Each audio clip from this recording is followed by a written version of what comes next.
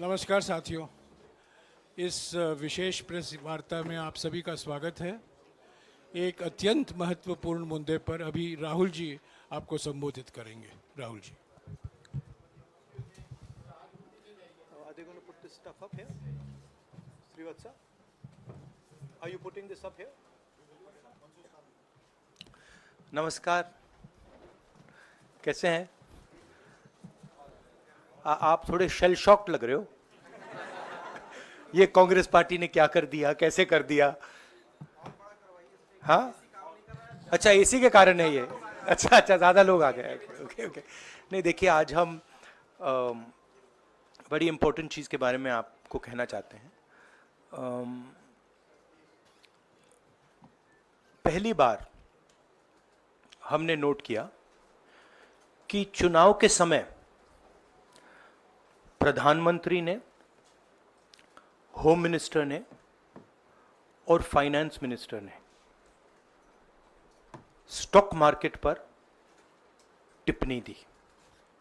प्रधानमंत्री ने 2-3 बार, 4 बार देश को कहा कि स्टॉक मार्केट तेजी से आगे बढ़ने जा रही है। होम मिनिस्टर ने सीधा कहा कि 4 जून को स्टॉक मार्केट आसमान में जाएगी, लोगों को खरीदना चाहिए। और यही मैसेज फाइनेंस मिनिस्टर ने दिया। फर्स्ट, ये आज थोड़ा हम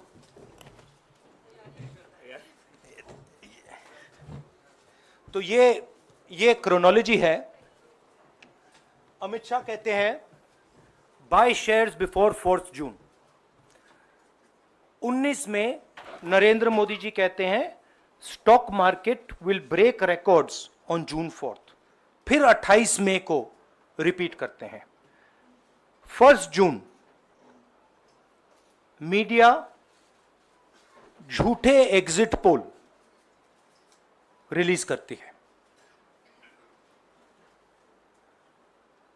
बीजेपी का ऑफिशियल जो इंटरनल सर्वे था वो उनको 220 सीट दे रहा था। तो ये इंफॉर्मेशन बीजेपी के लीडर्स के पास था। इंटेलिजेंस एजेंसीज ने 200 और 220 के बीच में सरकार को बताया था कि उनकी सीट्स आ रही हैं।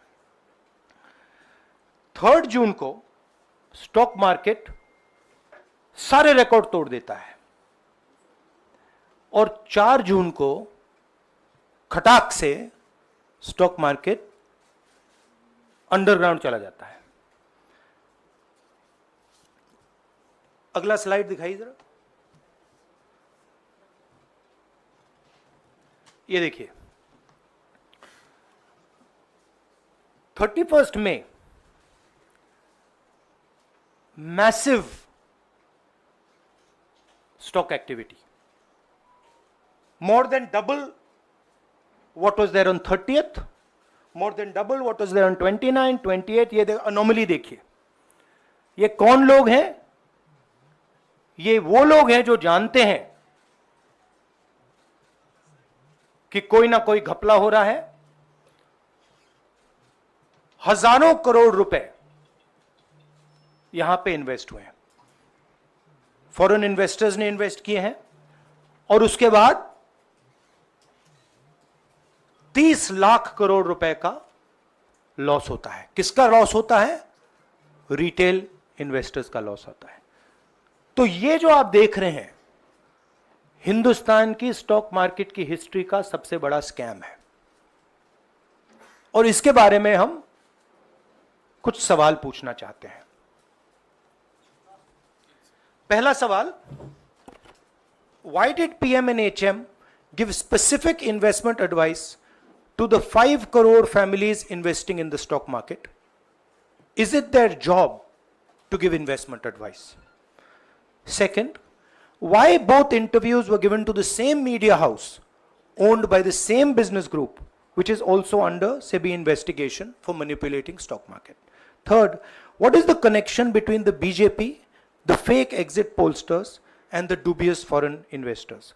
who invested one day before the exit polls were announced and made a huge profit at the cost of 5 crore families. We demand a JPC into this. We are absolutely convinced that this is a scam. Somebody has made thousands of crores of rupees at the cost of Indian retail investors, and the Prime Minister and the Home Minister have given an indication to buy.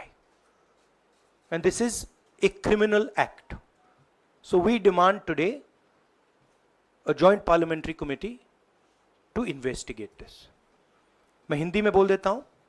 प्रधानमंत्री ने देश की जनता को investment advice क्यों दी, और 5 करोड़ परिवारों को जो इन्वेस्ट करते हैं उनको प्रधानमंत्री ने, होम मिनिस्टर ने स्टॉक खरीदने का आदेश क्यों दिया.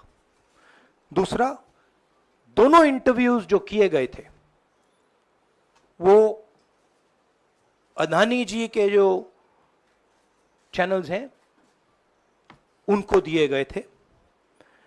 उन पर सेबी का इन्वेस्टिगेशन हो रहा है, तो उन चैनल्स का क्या रोल है. और बीजेपी के बीच में जो फेक एग्जिट पोलस्टर्स हैं और ये जो फॉरेन इन्वेस्टर्स हैं, इनके बीच में क्या कोई रिश्ता है, और अगर रिश्ता है तो क्या है. हम जेपीसी चाहते हैं, हम इन्वेस्टिगेशन चाहते हैं, और देश इसकी सच्चाई जानना चाहता है. धन्यवाद. शुक्रिया राहुल जी. साथियों, अभी अभी राहुल जी ने आपको स्पष्ट तरीके से क्रोनोलॉजी समझ लिया है. बार बार गृह मंत्री कहते थे अब क्रोनोलॉजी समझिए. आज राहुल जी ने देश को क्रोनोलॉजी समझाया है. इसके ऊपर अगर आपके सवाल हैं तो एक एक करके आप पूछेगा, एक एक करके पूछेगा. I haven't said the chronology in English, so I'll say the chronology in English. 13th May 2024, the Home Minister says, buy shares before 4th of June. This is a clear indication to retail investors and others to buy stock. 19th May, for the first time, and then repeatedly until the 28th May, the Prime Minister says that the stock market is going to break records on 4th June. Finally, on 1st June, completely fictitious exit polls are released. These investors are given a completely wrong impression. And on the 3rd of June, as we all know, the stock market breaks all records and then crashes on the 4th of June. Whoever has made money as the stock market rose and also as the stock market crashed. And we are interested in having a joint parliamentary committee, a JPC, to investigate the role of the Prime Minister, the role of the Home Minister, role of BJP members, and also those people who have done these fake exit polls. And finally, we want to understand who are the people, these foreign investors, who did these trades. So we want an investigation for that. शुक्रिया राहुल जी. हाँ संजय. राहुल जी, इससे पहले भी आपने Adani issue पे JPC पिछली लोकसभा में मांग की थी, तो क्या आप चाहेंगे कि ये इशू और हिंडनबर्ग इशू दोनों कंबाइन हो और दोनों की जांच हो? ये जो इशू है, this is a broader issue than just the Adani issue. It is connected to the Adani issue, but this is a much broader issue. This is directly the Prime Minister of India, Home Minister, who are privy to data on actual election results, who have IB reports, who have their own data, who are advising retail investors to buy stock on the 4th. This has never happened before. And by the way, the Prime Minister has never commented on stock market before this. This is the first time the Prime Minister has commented, very interestingly, and multiple times, one after the other, saying that stock market is going to boom, stock market is going to boom, stock market is going to boom. And at the same time, he has information that the exit polls are wrong. He has information that he knows what is going to happen because he has IB data and he also has his own party data. हाँ जी रवि। राहुल जी, मेरा सवाल यही है कि जी news ने भी ये सारी चीज़ बताई है जनता को कि कई चैनलों ने मिलकर ये सब चीज़ किया है, जिस तरह से एग्जिट पोल करके लोगों को गुमराह किया है, जिस तरह से शेयर बाजार में सारा कुछ हुआ है। जी न्यूज़ ने भी इस मामले को उठाया है और बताया है, और आपके कहने का सीधा अर्थ है कि अडानी को इसका फायदा उठाने के लिए किया गया है? नहीं, मेरा कहने का ये अर्थ है कि उसमें अडानी इन्वॉल्व हो सकता है, मगर ये अडानी से बहुत बड़ी चीज है। इसमें बीजेपी के सबसे बड़े नेताओं ने कहा है, रिटेल इन्वेस्टर्स को मैसेज दिया है कि आपको स्टॉक खरीदना चाहिए। उनके पास इंफॉर्मेशन थी कि एग्जिट पोल्स गलत हैं, उनके पास इंफॉर्मेशन थी कि बीजेपी को फुल मेजॉरिटी नहीं मिलने वाली है, और वो जानते थे 3 जून को और 4 जून को क्या होने वाला है। कितने का 30 लाख, कितना 30 लाख करोड़ का नुकसान हुआ है? कितने का 30 लाख करोड़ रुपए का नुकसान हुआ है, और हजारों लाखों करोड़ रुपए का चुने हुए लोगों को फायदा हुआ है। और हम इंक्वायरी चाहते हैं प्रधानमंत्री पर, होम मिनिस्टर पर, जिन्होंने एग्जिट पोल किया उन पर, और ये जो फॉरेन इन्वेस्टर्स हैं उन पर। हाँ शेमिन।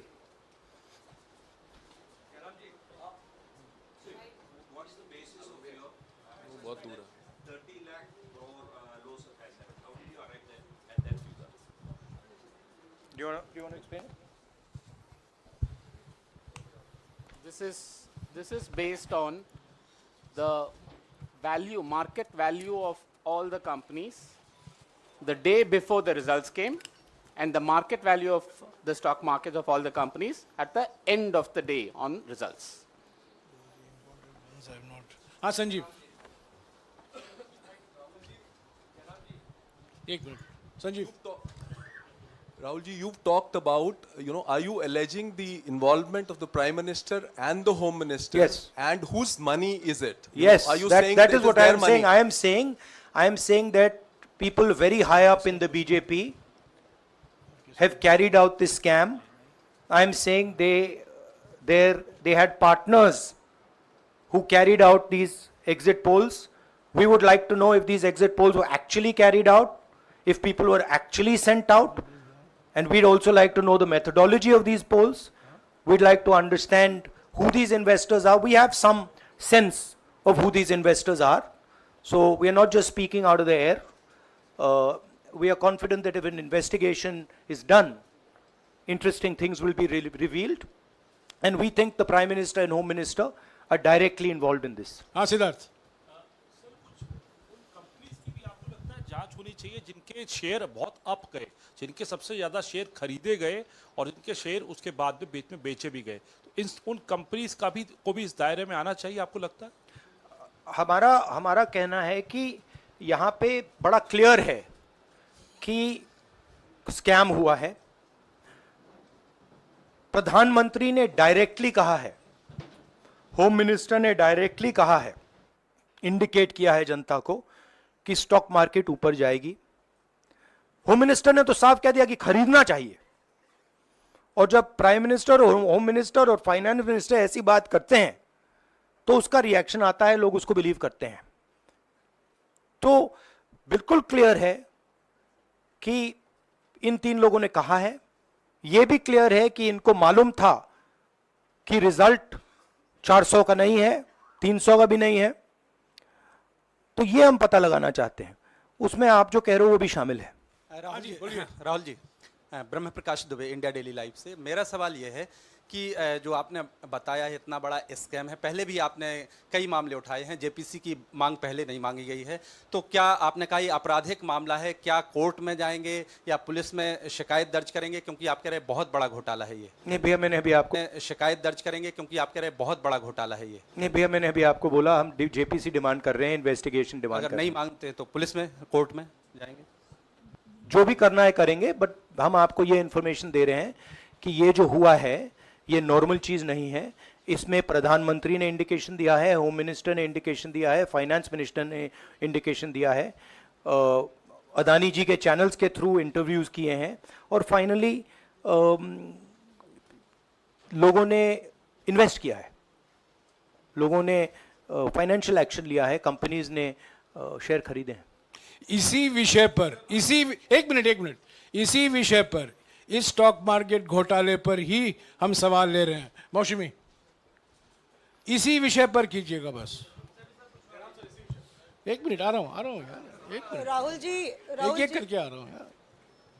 राहुल जी, हम लोग ने पहले भी देखा है कि आप लोग ने कई बारी जब सेशन होता है तो सत्ता पक्ष और विपक्ष आमने सामने होता है, जेपीसी की मांग होती है और सेशन पे सेशन वॉश आउट हो जाते हैं और जनता का पैसा वेस्ट होता है।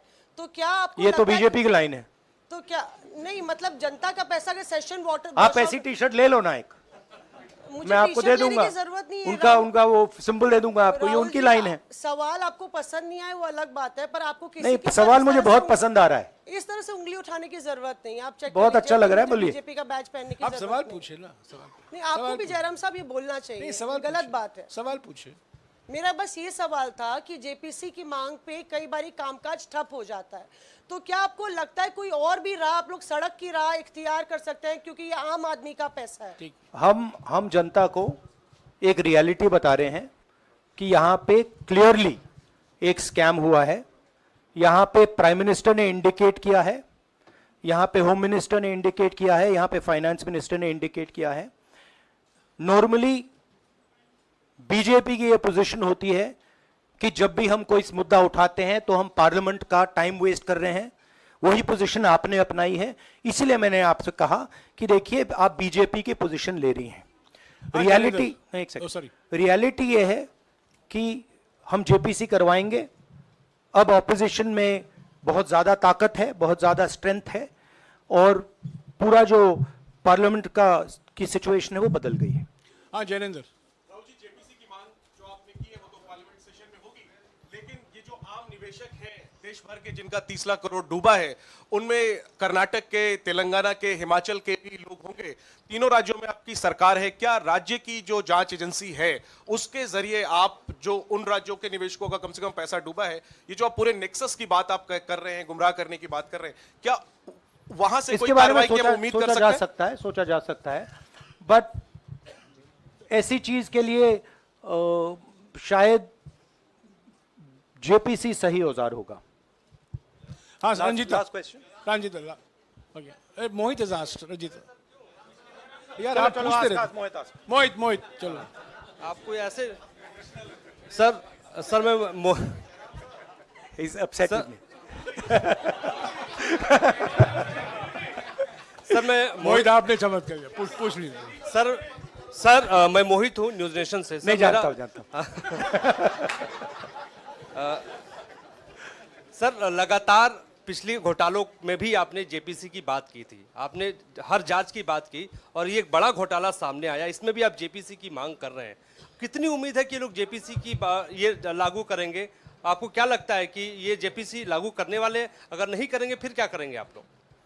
नहीं, हम प्रेशर लगाएंगे, डालेंगे, बट मुझे लगता है कि जो पहले राजनीतिक सिचुएशन थी, जिस इम्प्यूनिटी के साथ प्रधानमंत्री पहले काम करते थे, मुझे लगता है वो अब खत्म हो गया है, तो दूसरा नतीजा आएगा।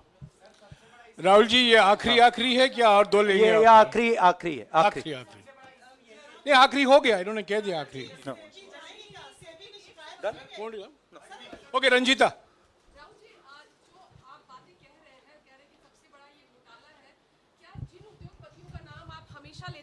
चुनावी जो रैलियां रही हैं उसमें भी और उसके बाद भी, क्या आप कहना चाहते हैं कि सरकार ने मदद की है उन उद्योगपतियों को और अमीर बनाने में? नहीं, मैं कह रहा हूं, मैं सिर्फ सरकार की बात नहीं कर रहा हूं, मैं दो इंडिविजुअल्स की बात कर रहा हूं। प्रधानमंत्री ने और हिंदुस्तान के सब रिटेल इन्वेस्टर्स जिनको नुकसान हुआ है, मैं आपसे बोल रहा हूं, आपको यह बात समझ आ जाएगी। आपका पैसा गया है, आपकी कमाई गई है, आपको नुकसान हुआ है, और इसमें करोड़ों युवा हैं जो ईमानदार हैं, तो नरेंद्र मोदी जी ने, अमित शाह जी ने आपको मैसेज दिया कि 4 तारीख को स्टॉक मार्केट आसमान छुएगी और आपने उन पर भरोसा किया। मगर सच्चाई यह थी कि नरेंद्र मोदी को मालूम था कि 4 जून को स्टॉक मार्केट आसमान नहीं छुएगी। 4 जून को स्टॉक मार्केट का जबरदस्त नुकसान होने जा रहा है, क्योंकि उनके पास इंटेलिजेंस की रिपोर्ट थी और बीजेपी का जो इंटरनल असेसमेंट था 220 सीट का, वो उनके हाथ में था। तो मेरा यह सवाल है और मैं आपसे, इन्वेस्टर से कहना चाहता हूं कि आपको जो चोट पहुंची है, जो आपको दर्द हुआ है, वो चोट नरेंद्र मोदी जी और अमित शाह के बयान ने आपको पहुंचाई है। और हजारों करोड़ रुपए किसी ना किसी ने चोरी किए हैं। वो आपके जेब से गए हैं, रिटेल इन्वेस्टर्स के जेब से गए हैं। तो मैं चाहता हूं, आपके लिए बोल रहा हूं, मैं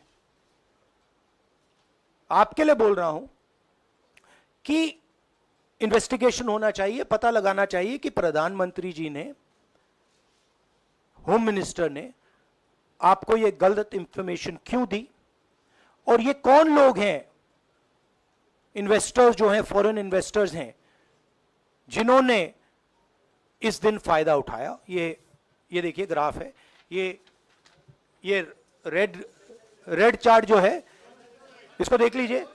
ये नॉर्मल ट्रेडिंग है, ये नॉर्मल ट्रेडिंग है, ये ग्रे वाली नॉर्मल ट्रेडिंग है। और ये जो ट्रेडिंग है, ये अबनॉर्मल ट्रेडिंग है, ये 2-3 गुना है। और फिर ये हुआ है नुकसान। तो ये नरेंद्र मोदी जी और अमित शाह से मैं पूछ रहा हूं कि आप में इसमें आपका क्या रोल था, और रिटेल इन्वेस्टर्स के लिए पूछ रहा हूं, आपकी मदद के लिए, आपकी मदद करने के लिए पूछ रहा हूं, और इन्वेस्टिगेशन होगा तो आपके लिए होगा। धन्यवाद। शुक्रिया।